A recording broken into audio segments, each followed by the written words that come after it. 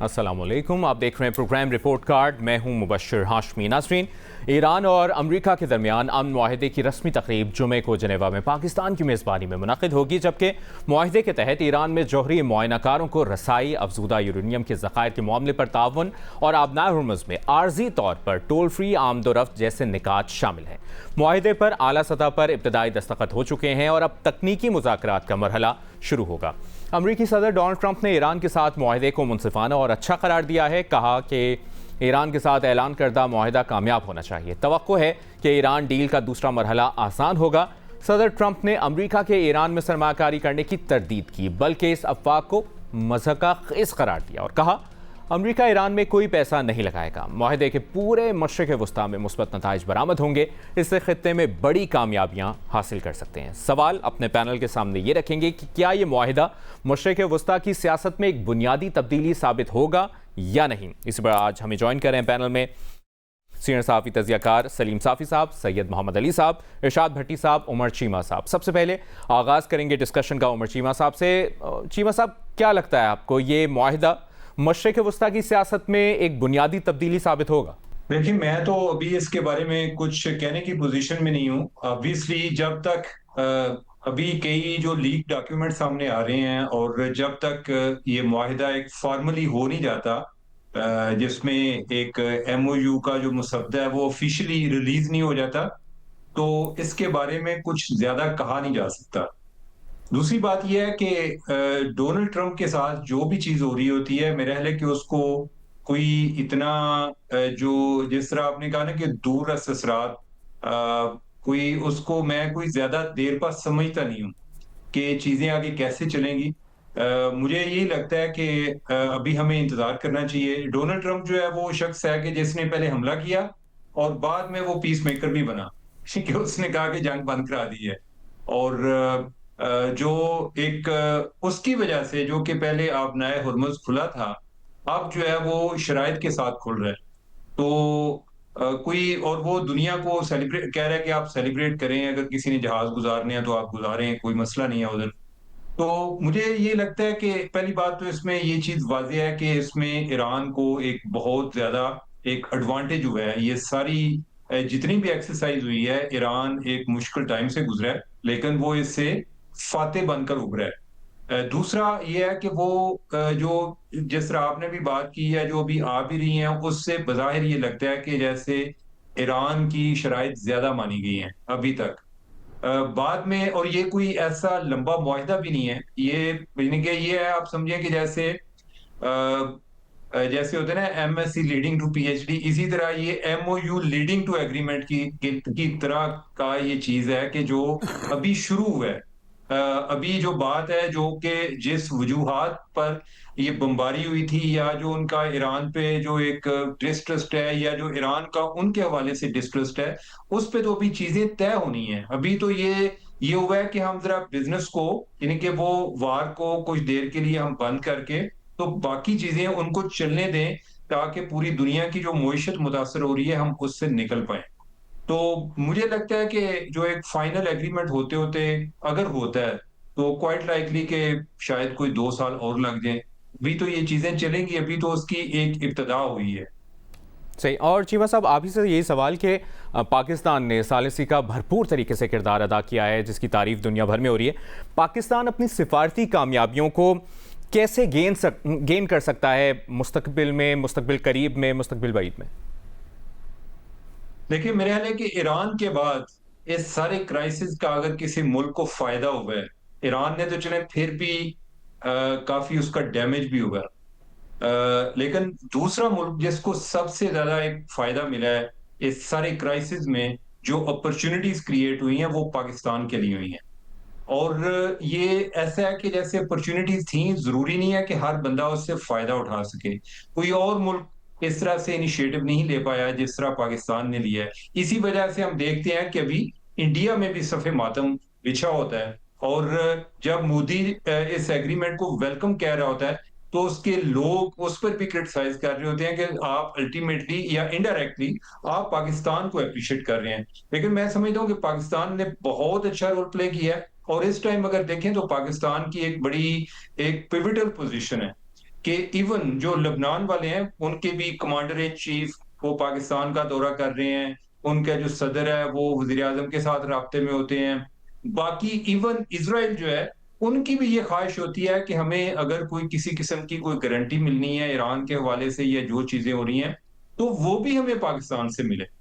باقی جو عرب ممالک ہیں وہ سارے پاکستان کی طرف دیکھ رہے ہیں. ایون یو اے والے جو ہیں وہ کچھ دیر کے لیے انہوں نے کوئی رستہ اپنا بدلنے کی کوشش کی، لیکن کچھ اطلاعات ہیں کہ ادھر سے بھی کچھ لوگ پاکستان آئے ہوئے تھے. تو پاکستان کا الحمدللہ ایک بہت ایک بہتر پوزیشن میں ہے، یعنی کہ جنگ سے پہلے بھی پاکستان بہت اچھا تھا، لیکن اس سے ہمیں اوورآل بڑا ایڈوانٹیج ہوا ہے. ایران کے ساتھ ہمارے تعلقات جی مضبوط ہوئے ہیں. جو پہلے دونوں ممالک کے درمیان کچھ دوریاں پائی جاتی تھیں، ایک سرد موری تھی، وہ ختم ہوئی ہے. جو عرب ممالک ہیں وہ پاکستان پہ اب بہت زیادہ ٹرسٹ بھی کرتے ہیں اور بہت زیادہ انحصار بھی کرتے ہیں.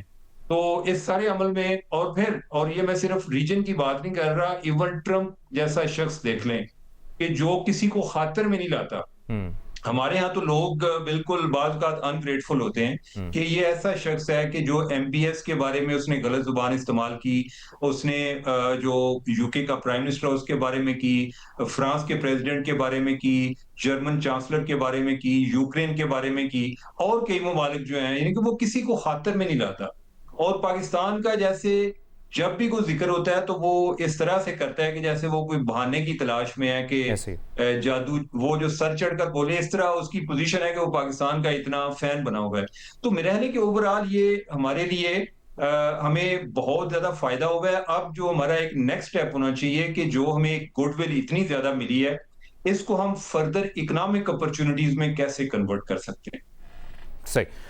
سید محمد علی صاحب، ایک تو بنیادی سوال کہ یہ جو معاہدہ ہوا ہے مشرق وسطیٰ کی سیاست میں، کیا یہ ایک بنیادی تبدیلی ثابت ہوگا، اور پاکستان کو کیسے اس سفارتی کامیابیوں کو پاکستان گین کر سکتا ہے؟ شکریہ مبشر. میں سمجھتا ہوں کہ اس جنگ اور اس معاہدے کے کافی دور رس اثرات مرتب ہوں گے، نہ صرف مشرق وسطیٰ پہ بلکہ عالمی سیاست اور سلامتی پہ.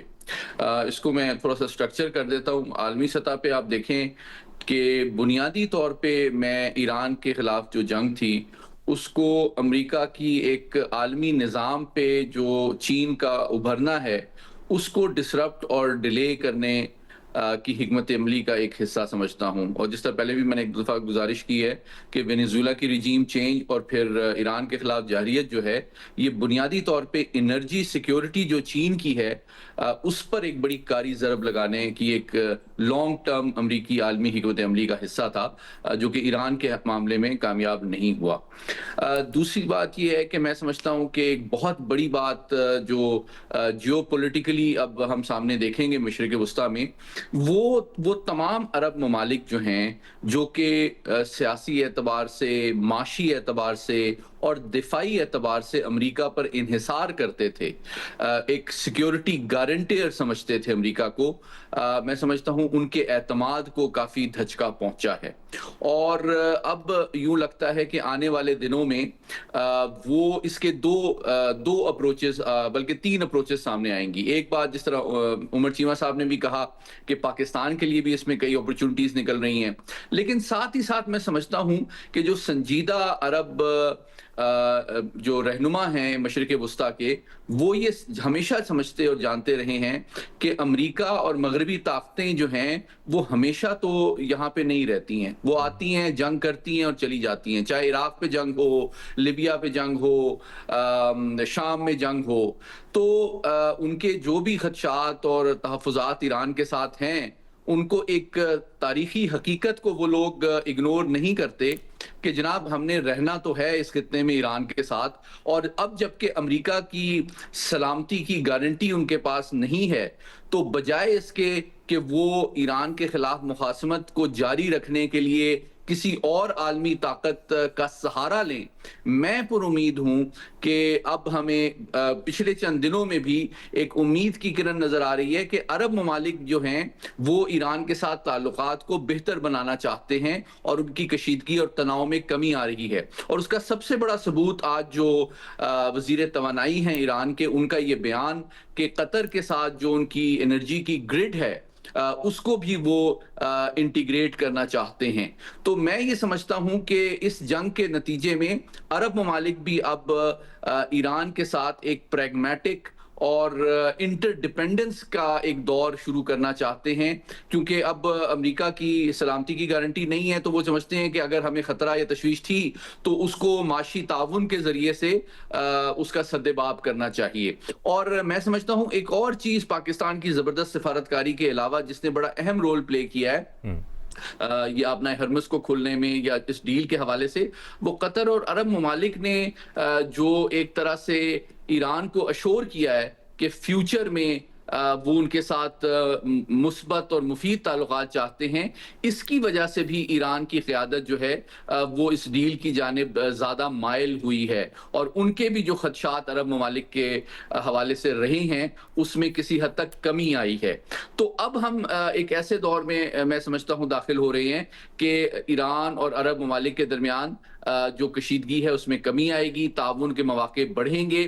اور تیسری چیز ایک بہت امپورٹنٹ یہ ہے کہ اب چونکہ صدر ٹرمپ جو ہیں وہ ویسے بھی مڈل ایسٹ کے تو تیل پہ تو امریکہ کا انحصار ویسے بھی نہیں ہے، اور وہ خود یہ کہہ رہے تھے کہ امریکہ سے آپ کو تیل اور گیس لینی چاہیے جس کو چاہیے، اگر آپ کو عرب ممالک سے نہیں مل رہی تو اس نے ایک بڑی شدید تشویش عرب ممالک میں پیدا کی ہے کہ وہ جو پیٹرو ڈالر کے اوپر جو ایک بڑا گرینڈ بارگین 50 سال پر محیط تھا، جس میں جو مغربی کمپنیاں انویسٹ کرتی تھی تیل اور گیس میں عرب ممالک میں، اور اس کی آمدنی اور اس کی جو بچت ہے وہ امریکی بینکوں میں رکھی جاتی تھی، میں سمجھتا ہوں یہ جو پورا معاشی نظام ہے اس کو بھی میں سمجھتا ہوں ایک طرح سے تشکیل نو کے دور سے گزرنا پڑے گا. اور سعودی عرب بھی جو ہے وہ اب ایون چین کو ایک بہت بڑے فیوچر آئل مارکیٹ کے طور پہ دیکھ رہا ہے، اور وہ بھی امریکہ اور چین کے ساتھ تعلقات میں ایک توازن لے کے آ رہا ہے. تو میں سمجھتا ہوں، اور آخری بات سلامتی کے حوالے سے میں سمجھتا ہوں کہ اس میں بھی جو ہے کشیدگی میں جب کمی آئے گی تو جو خدشات دونوں ممالک کے کم ہوں گے، تو اس کے نتیجے میں پاکستان کا بھی ایک رول بڑھے گا. اور اب جو آنے والے دور میں عرب ممالک ہوں، ایران ہو، جو بھی ان کے نظریاتی اور تاریخی مسائل رہے ہیں اس کے باوجود اب وہ اس خطے میں ڈیسٹیبلائزنگ فورس کے طور پہ ایک کامن تھریٹ کو اسرائیل کو پہچان بھی گئے ہیں اور جان بھی گئے ہیں. اس وجہ سے میں سمجھتا ہوں ریجنلی اسرائیل کے لیے مسائل پیدا ہوں گے. اس کا ابراہیم ایکارڈ کا جو خواب تھا وہ سماجی، سیاسی، نفسیاتی اور تصویراتی اعتبار سے میں سمجھتا ہوں اس کو بہت بڑا دھچکا پہنچا ہے.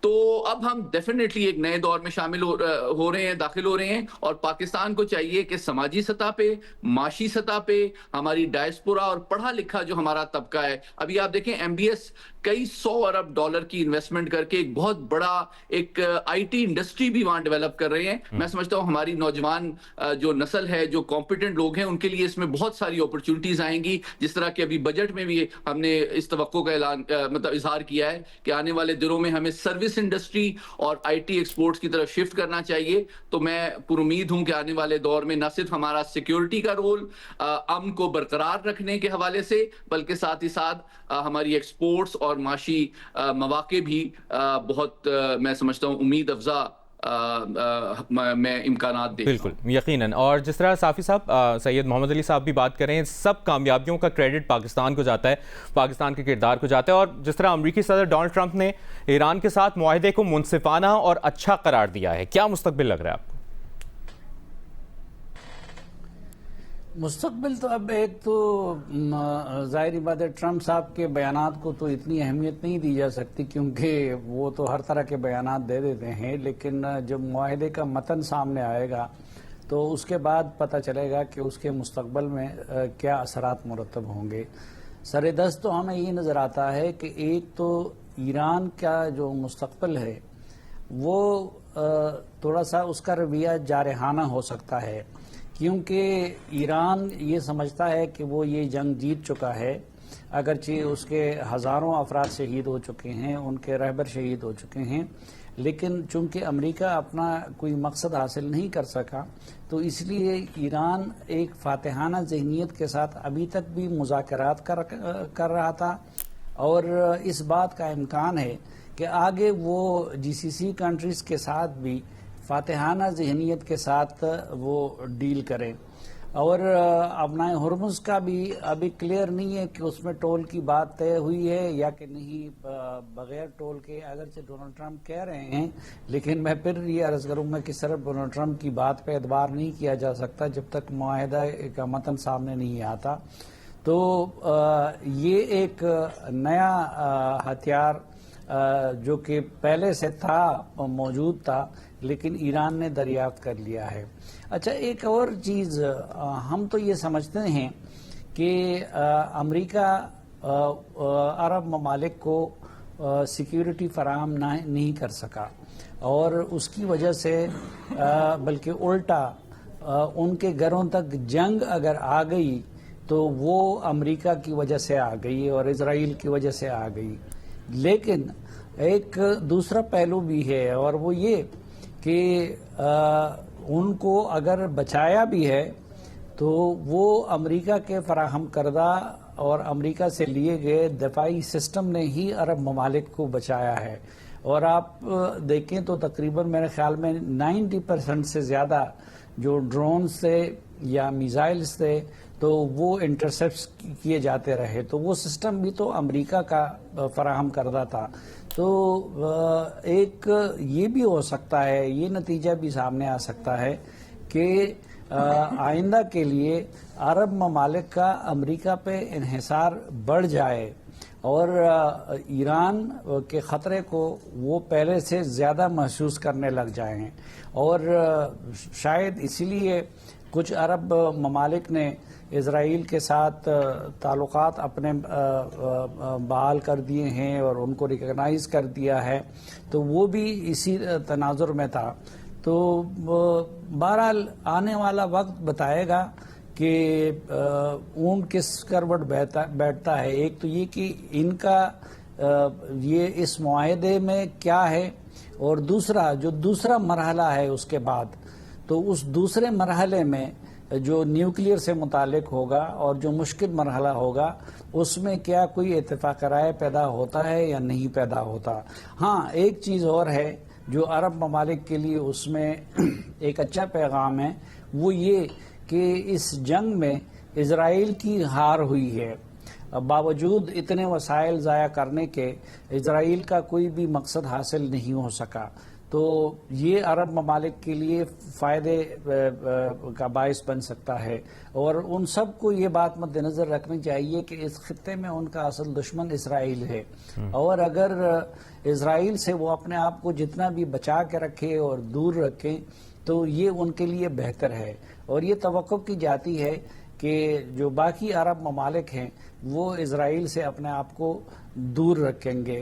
جو چین کی بات محمد علی صاحب نے کی ہے، تو یہ بات اپنی جگہ پہ درست ہے کہ چین اور روس کو اس جنگ سے فائدہ بہت ہوا ہے، اور امریکہ کی عالمی طاقت ہونے کی جو پوزیشن تھی اس پہ کئی سوال اٹھ گئے ہیں، اور چین کو بہرحال فائدہ ہو گیا ہے۔ چین پہلے بھی ایران سے تیل لیتا رہا، لیکن اب اگر پابندیاں ہٹ جائیں گی تو اس میں ایران کے لیے دوسرے جگہ سے بھی مارکیٹ سامنے آ جائے گی، لیکن چین بہرحال اس پورے قضیے میں اس کا نقصان کوئی نہیں ہوا، اور جو اس کا حریف تھا تو اس حریف کی 70-80 ارب ڈالر کا نقصان بھی ہو گیا، اور اس کی سپر پاور ہونے کی پوزیشن سے متعلق بھی سوالات اٹھنے لگے، اور لوگ یہ کہنے لگے کہ جی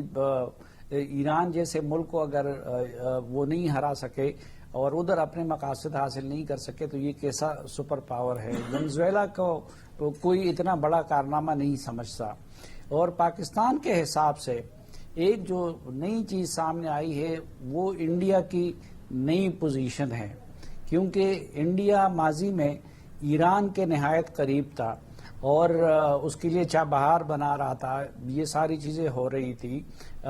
اس کا افغانستان کے ساتھ روٹ کے طور پہ بھی وہ ایران کو استعمال کر رہا تھا.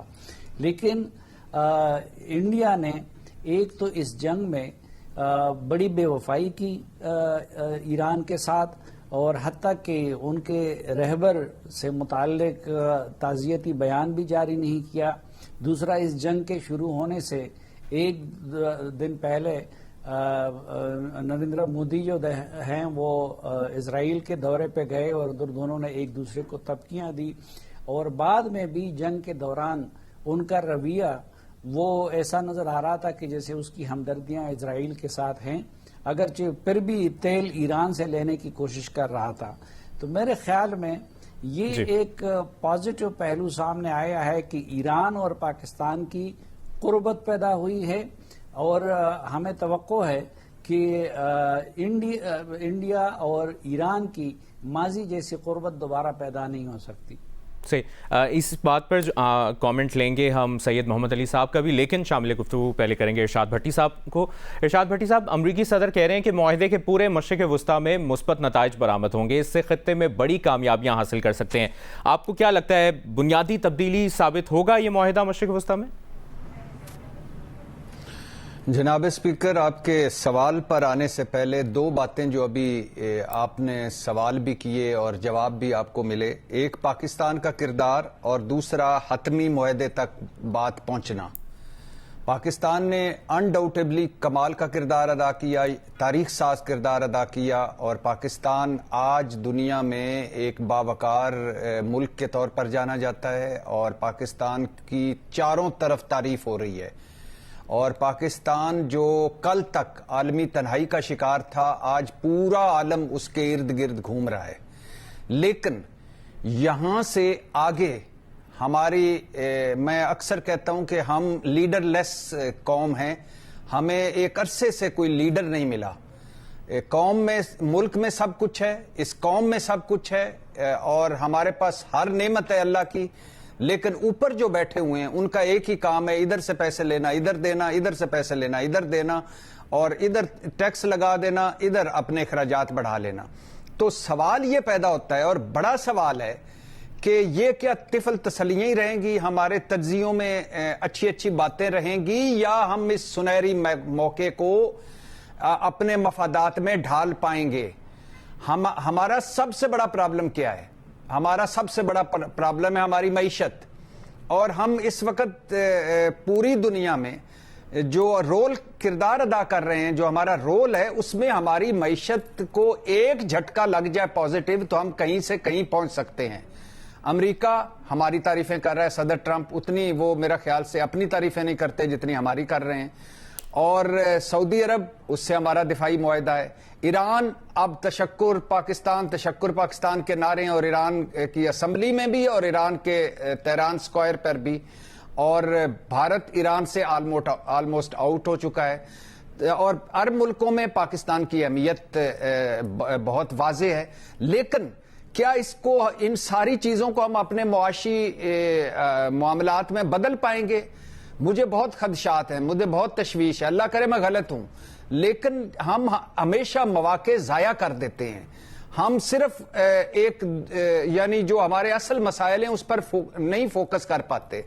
اور یہ دنیا جذبات کی نہیں ہے، مفادات کی ہے. تو ہمیں آج اپنے مفادات پورے کرنے ہیں. ہم نے اپنی معیشت بہتر کرنی ہے. ہماری معیشت بہتر ہو جائے گی تو 50% مسائل ہمارے حل ہو جائیں گے. اور دوسری بات، حتمی معاہدے تک پہنچنا. ابھی یہ ابتدا ہے. اگر 19 جون کو مفاہمتی یادداشت پر دستخط ہو جاتے ہیں تو یہ ابتدا ہے. اس کے بعد اصل سفر شروع ہونا ہے. اس کے بعد 4-5 رکاوٹیں ہیں، کئی بار ڈسکس کر چکے ہیں. ٹرمپ مزاج بہت بڑی رکاوٹ ہے. اسرائیل اور صہیونی لابی بہت بڑی رکاوٹ ہے. مشکل اور پیچیدہ معاملات بہت بڑی رکاوٹ ہے. ایک پر بڑی لمبی بات چلے گی. اعتبار کا فقدان بہت بڑی رکاوٹ ہے. تو لمبا سفر ہے.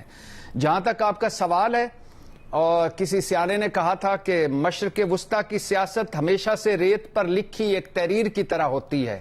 ہوا چلتی ہے تو نقش بدل جاتے ہیں. پھر سے ہوا چلی ہے اور یہ ہوا محسوس کی جا رہی ہے مشرق وسطیٰ میں بھی اور پوری دنیا میں بھی. آپ ذرا ایک مختصر کر کے اس کا جائزہ لے لیں تو آپ کو چیزیں واضح ہو جائیں گی. ایران سعودی عرب کے تعلقات میں دن بدن بہتری، یہ بہت بڑی اہم ڈیولپمنٹ ہے اس خطے میں. ایران اور عمان کی نزدیکیاں، یہ بہت بڑی ڈیولپمنٹ ہے، مطلب ایران کی حمایت بڑھتی ہوئی نظر آ رہی ہے. ایران اور قطر تعلقات میں بہتری. گزشتہ چند دنوں میں ایران کا یو اے ای پر حملے نہ کرنا اور یو اے ای کی طرف سے $3 ارب کا ایران پہنچنا، یہ بڑی ڈیولپمنٹ ہے.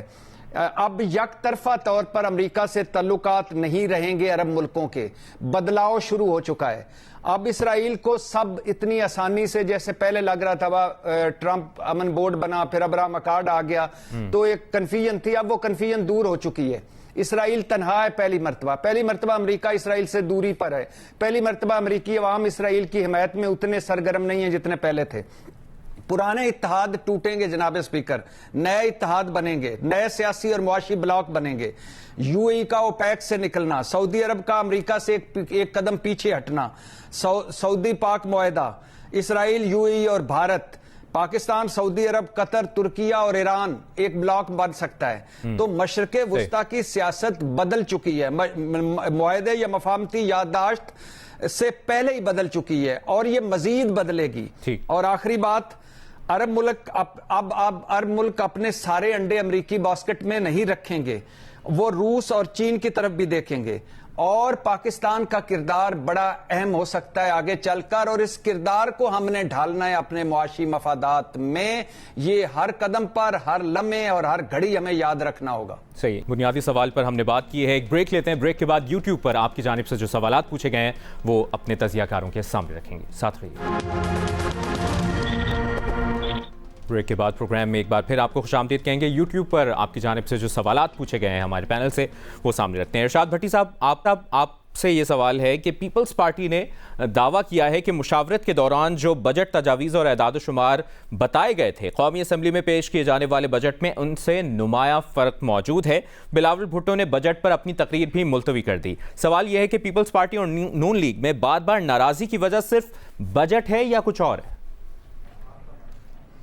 بالکل بھی نہیں، صرف بجٹ بالکل بھی نہیں ہے، اور بھی معاملات ہیں. اس میں گلگت بلتستان حکومت سازی بھی ہو سکتی ہے اور ہے، آزاد جموں کشمیر کا معاملہ بھی ہو سکتا ہے، پنجاب میں جو پیپلز پارٹی کو گلے ہیں وہ بھی ہو سکتے ہیں، 28ویں آئینی ترمیم بھی ہو سکتی ہے. پیپلز پارٹی کا خیال ہے کہ انہیں بہت سارے معاملات میں نظر انداز کیا جا رہا ہے، ان سے مشاورت نہیں کی جاتی، وہ بھی ہے.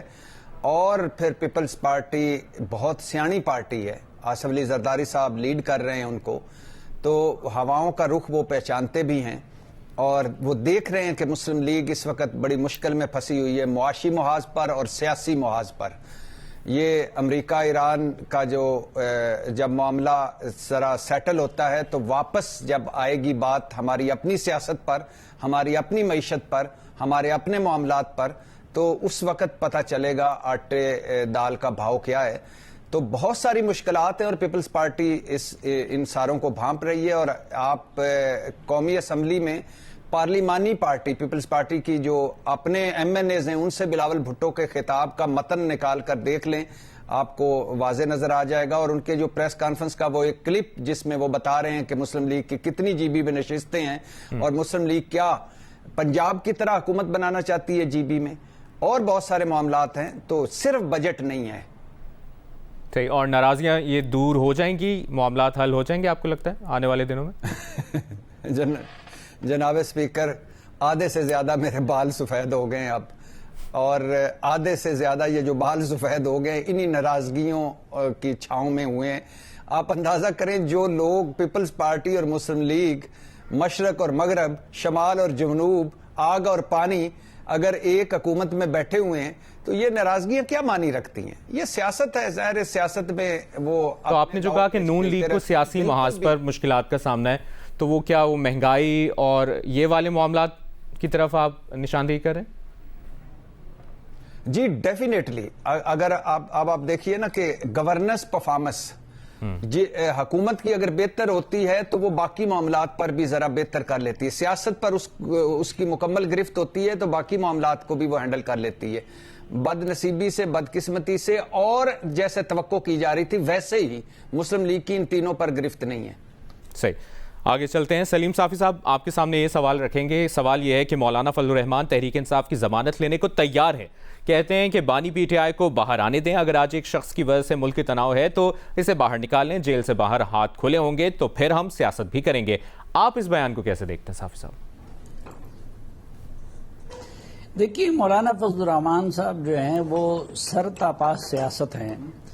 وہ اگر ایک مذہبی جماعت کے سربراہ نہ ہوتے اور کسی سیاسی جماعت کے سربراہ ہوتے تو کب کے وزیر اعظم بن چکے ہوتے. ان کی سوچ سیاسی ہوتی ہے، ان کی اپروچ سیاسی ہوتی ہے، وہ ڈیلنگ ان کی سیاسی ہوتی ہے. وہ کبھی دروازے بند نہیں کرتے، وہ کبھی انتہا تک نہیں جاتے، نہ کسی کی رفاقت میں اور نہ کسی کی مخالفت میں. تو اگرچہ عمران خان صاحب اور مولانا فضل الرحمان صاحب کی ہسٹری بڑی تلخ رہی ہے، اور آج سے نہیں یا چند سالوں سے نہیں بلکہ 2011-12 سے مولانا فضل الرحمان صاحب وہ کنسپیریسی تھیوریز پہ بھی یقین رکھتے تھے، اور ان کا رویہ عمران خان صاحب سے متعلق وہ بہت سخت تھا.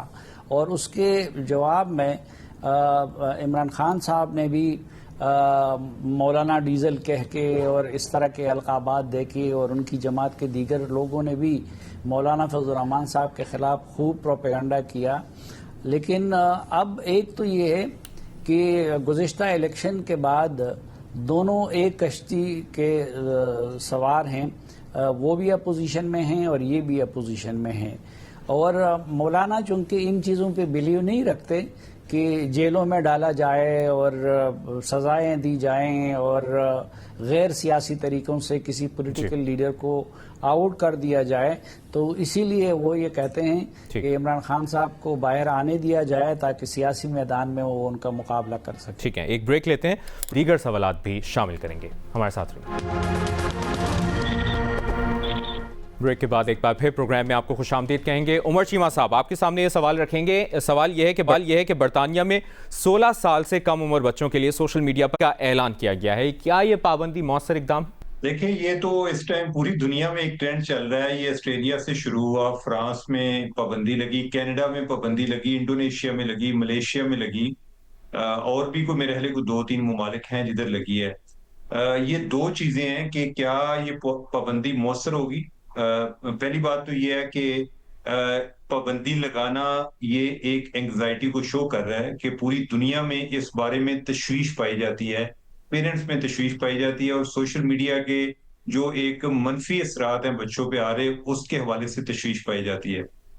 کیا پابندی مؤثر ہوگی؟ میرا نہیں خیال کہ پوری طرح سے مؤثر ہوگی، کیونکہ جو نئی نسل ہے وہ اپنے پیرنٹس سے زیادہ ٹیک سیوی ہے، اور وہ چور دروازے بھی تلاش کر لیتے ہیں کہ کس طریقے سے انہوں نے اس پابندی کو وائلیٹ کرنا ہے. ایک اس کے ساتھ ساتھ پیرنٹس جو ہیں ان کے لیے بھی ایک لیسن ہے کہ جب اگر پیرنٹس خود ہر ٹائم فون لے کے بیٹھے ہوں گے تو بچے کیا کریں؟ یا تو بچوں کے ساتھ کھیلیں، ان کو انگیج کریں. تو ہوتا یہ ہے کہ پیرنٹس یہ نہیں چاہتے کہ انہیں خود ذمہ داری لینی پڑے. وہ چاہتے ہیں کہ کوئی ریاست کی طرف سے کوئی قانون بن جائے، کوئی اللہ کرے کہ یہ دیکھ نہ سکے، ہم خود ہی دیکھتے رہیں. تو یہ جو ہے نا، پیرنٹس کو میرے خیال ان کو بھی آگے آنا پڑے گا. باقی جو پابندیاں ہیں اس کے بغیر غیر مؤثر ہوگی. صرف پابندیاں لگانے سے چیزیں ٹھیک نہیں ہوں گی. اور میں ایک اور چیز میں مبشر کہنا چاہوں گا. میں سوشل میڈیا خود استعمال کرتا ہوں، میں سوشل میڈیا کا ناقد بھی ہوں، لیکن میں نے سوشل میڈیا سے بہت فائدہ بھی حاصل کیا ہے. اب یہ آپ پر بھی ڈیپینڈ کرتا ہے کہ آپ سوشل میڈیا کا استعمال کیا کرتے ہیں. اے آئی بھی آ گئی ہے، میں تو بہت زیادہ اس کا پازیٹیو استعمال کر رہا ہوں، میں بہت ساری چیزیں نہیں سیکھتا ہوں. تو یہ بھی ایک یہ چیز امپورٹنٹ ہے، اور یہ پرسن ٹو پرسن ویری کرتی ہے. اب اکثریت سے ہم یہ بھی توقع نہیں کر سکتے کہ وہ بڑا اس کا پروڈکٹیو یوز کریں گے. اس کا پھر کیا ہوتا ہے جی، پابندیاں لگائی جاتی ہیں. لیکن جہاں تک بچوں کا معاملہ ہے ان کے ٹھیک۔ لیے سب سے بڑے رول ماڈل ان کے پیرنٹس ہوتے ہیں. بالکل پیرنٹس کو خود انیشیٹو لینا چاہیے, خود بھی اپنے آپ پر پابندی لگانی چاہیے, تاکہ جب بچوں کے ساتھ بیٹھے ہوں تو خود موبائل لے کے اگر بیٹھیں گے تو بچے تو خود ایسے ہی وہ بھی تلاش کریں گے, ہو سکتا ہے ابا جی کا فون استعمال کرتے رہیں. بالکل ایسے ہی ہے. آگے بڑھتے ہیں. محمد علی صاحب, آپ کے سامنے سوال یہ رکھیں گے کہ پاکستان کی حالیہ سفارتی پیش رفت خاص طور پر ایران امریکہ تنازع میں ثالثی اور دیگر فورمز کے بعد کانگریس سمیت اپوزیشن مودی پر الزام لگا رہی ہے کہ ان کی پاکستان کو تنہا کرنے کی پالیسی ناکام ہو گئی. یہ تنقید بھی ہو رہی ہے کہ مودی بھارت کو عالمی فورمز پر غیر اہم بنا رہے ہیں. کیا داخلی دباؤ مودی کو اپنی خارجہ پالیسی تبدیل کرنے پر مجبور کر سکتا ہے؟ اہم سوال ہے آپ کا. میں سمجھتا ہوں کہ دیکھیں, یہ جو امریکہ ایران کی اور اسرائیل کی جنگ تھی, اس میں دو ونر سامنے آئے ہیں اور دو ورسٹ لوزر سامنے آئے ہیں. دیکھیں, ایران نے اسرائیل اور امریکہ کے جو مفادات اور اہداف تھے ان کو کامیابی سے ناکام بنایا ہے. دوسری جانب پاکستان جو ہے اس نے اپنی سفارتکاری میں ایک بہت بڑی ایک عالمی سلامتی کا جو بحران تھا اس کو اپنی دانشمندی, سفارتکاری اور اپنے پیشنس کے ساتھ اور وزڈم کے ساتھ اس کو حل کرنے میں ایک لیڈنگ رول پلے کیا ہے. اچھا, جو ورسٹ لوزرز ہیں اس میں ایک تو ریجنل لیول پہ میں سمجھتا ہوں اسرائیل ہے, کہ جس کا ابراہم ایکارڈ اور تمام عرب ممالک کے ساتھ تعلقات کو نارملائز کرنا, ان کے ساتھ سیکیورٹی اور اکنامک تعلقات قائم کرنا, اس کا پورا ایجنڈا جو ہے وہ اس جنگ کی نظر ہو گیا ہے. اور خود نتن یاہو صاحب کے بھی سیاسی مستقبل پر بہت بڑے سوال اٹھ رہے ہیں. بالکل اسی طرح میں سمجھتا ہوں بھارت نے بھی بہت مس کیلکولیٹ کیا. اسرائیل کے ساتھ تعاون کرنا اور وزیر اعظم مودی کا اس جنگ سے ایک دن قبل نتن یاہو سے ملنے کے لیے تل اویو کا دورہ کرنا, اس کی نہ صرف پرائرٹی شو کرتا ہے جی, بلکہ ان کا ایک بہت بڑا انٹیلیجنس فیلئر بھی شو کرتا ہے. کہ ان کی انٹیلیجنس کی یہ اسیسمنٹ تھی کہ جناب یہ اسرائیل امریکہ مل کے تو ایران کو فارغ کر دیں گے. اتنی بڑی انٹیلیجنس فیلئر جو ہے وہ اس کے نتیجے میں نہ صرف اس خطے میں بھارتی تصویراتی, معاشی اور سفارتی تعلقات کو بہت بڑا نقصان پہنچا ہے. اور جس طرح پہلے بھی کہا گیا کہ ایران کے اندر بھی اس کی سپیس کم ہو گئی ہے. عرب ممالک بھی اب اس کو تشویش سے دیکھ رہے ہیں, بلکہ ان کے جو را کے ایجنٹس وہاں پکڑے جا رہے ہیں ان کو بھی اب وہ تشویش کی نگاہ سے دیکھ رہے ہیں. بلکہ آخری بات یہ کہ آپ دیکھیں کہ ابھی حال ہی میں امریکی جہاز نے بھی ایسے جہاز پہ حملہ کیا جس میں بھارتی ملاح موجود تھے. تو بیک وقت وہ ایران, عرب ممالک اور امریکہ کا اعتماد کھو چکا ہے. بہت بہت شکریہ ہمارے تجزیہ کاروں کا. ناظرین, کا پروگرام رپورٹ کارڈ دیکھنے کا اپنا خیال رکھیے گا. اجازت دیجیے, اللہ حافظ.